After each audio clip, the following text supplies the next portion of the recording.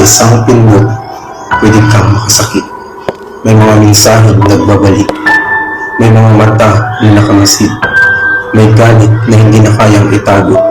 Isa-isa, tinatawag sila ng dilim.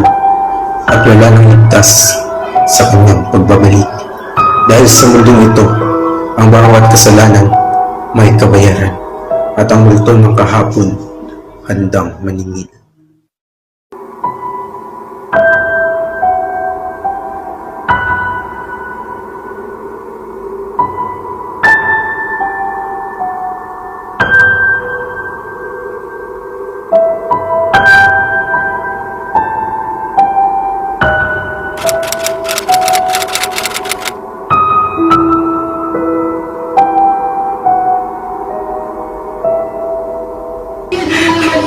Ang pangit, no? Ano ba yan? Mukhang talong.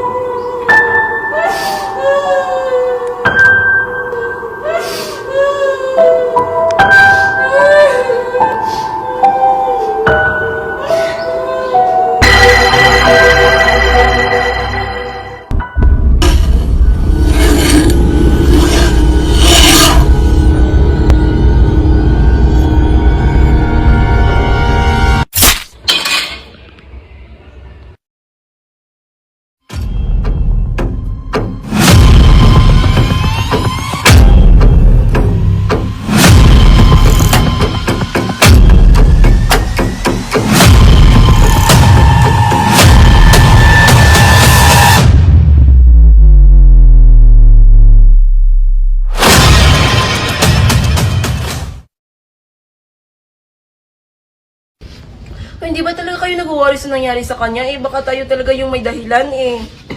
Bakit naman tayo mag-worry?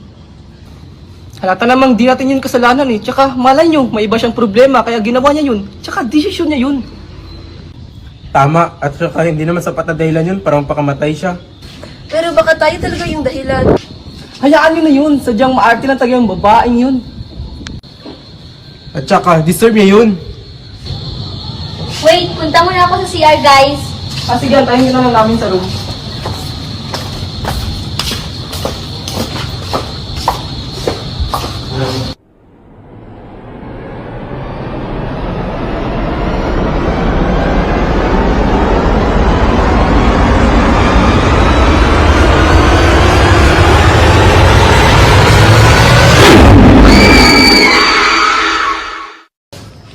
Uy, ba't ang tagal ni Ramona? Baka umuwi na yun. O baka sinundo ng jowa niya. Narinig niyo yun? Ano yun? I-check mo!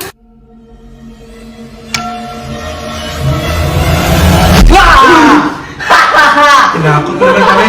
Kailangan pa dumating. Kanina lang. Long time no see. Eh.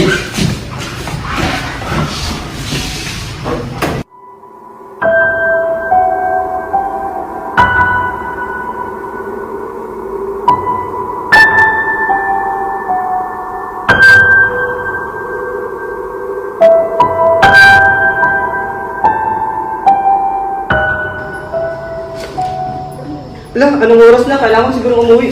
Anong oras na ba? Sama na lang rin ako sa'yo. Tara, ikaw. Sunod na lang ako. Kailangan ko pa itong tapusin. Picture nga nakukopyahin.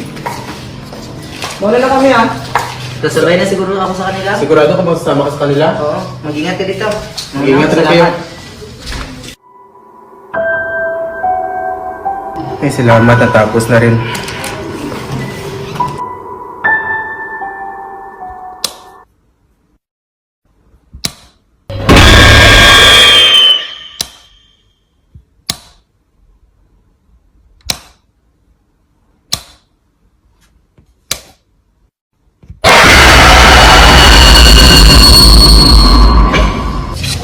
Naiwan ko ata yung folder ko. Teka lang.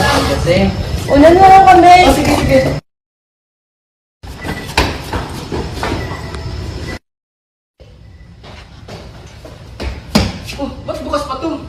Si Erlando to ah. Kunyari dun. Ayan, dito lang pala.